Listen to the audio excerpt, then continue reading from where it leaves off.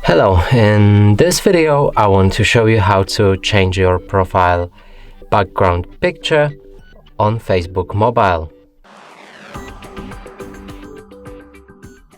So in order to do this, let's open our Facebook app. Here you can click on the profile picture or go for the profile manually like this.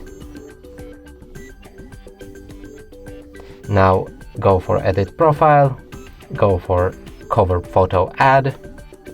Now choose any picture that you want, but be careful as some of the pictures might be too small or too big to be added as a background. So here let's try this one. This one works fine, so let's save it. Now we'll need to wait till Facebook processes this photo, and it should be visible after a minute or two. And here it is.